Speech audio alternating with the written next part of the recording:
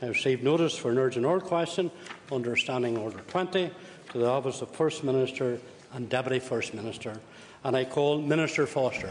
Mrs Foster. Thank you very much, Mr Speaker.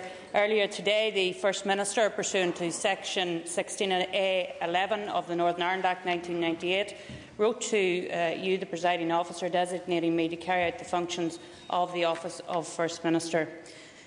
During this period, I will be carrying out these functions while the First Minister helps deal with his wife's medical problems. I have already discussed handling arrangements with the Deputy First Minister and how work of the Office of First Minister and Deputy First Minister will be carried out in the coming weeks. On behalf of the First Minister, I want to make it clear that he entirely rejects the sole allegation made by the BBC Spotlight programme and will be seeking to clear his name in the days that lie ahead. I'd like to wish the Minister well, Minister Foster well. My rationale for tabling this question isn't about the Robinsons' private family matters. Serious allegations were raised in the BBC Spotlight programme. There is an issue of public confidence here. It is crucially important that the outstanding political issues are resolved and resolved speedily. And that means for me, as well as everything else that needs to be cleared up, getting an early date for the transfer of powers on policing and justice. There is a limited time frame for sorting these matters out. Now, the BBC Spotlight programme raised questions which are serious in their nature. They are serious political questions and need to be responded to very, very quickly, as well as writing to the Standards and Privileges Committee about how these are going to be resolved. For myself as an MLA, for other MLAs in this House, and indeed for public confidence outside, I'd like to ask the Minister... I would ask the member, and once again I will emphasise on all members, to be very careful, because it is vitally important that as far as possible that members keep to the original question. And I'm not trying to stifle debate in the chamber. I'm just saying to the member, just be careful. That's all I'm saying. And in what question might be asked the Minister.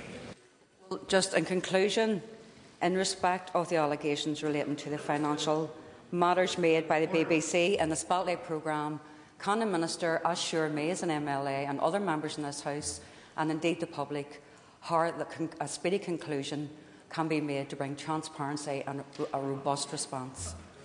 Minister. Well, I thank the member for her question.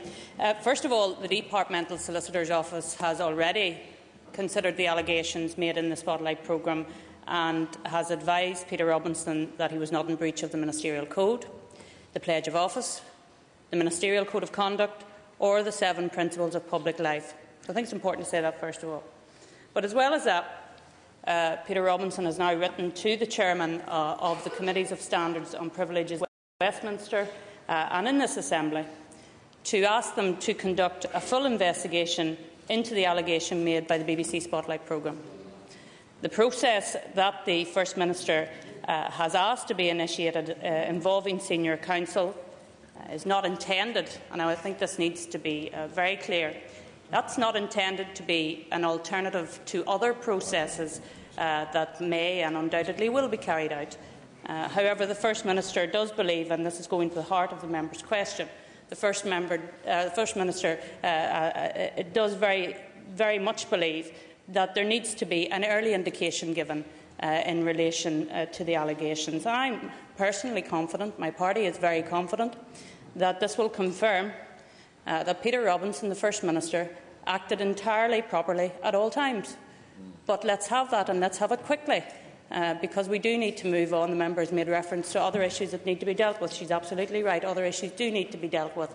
And frankly, this is all a distraction for the people of Northern Ireland when we have other issues to deal with, particularly speaking about the issue which was first mentioned in this House this morning, the attempted murder of a police officer. Yeah, sure. And that is why we need to really focus on what is going on here.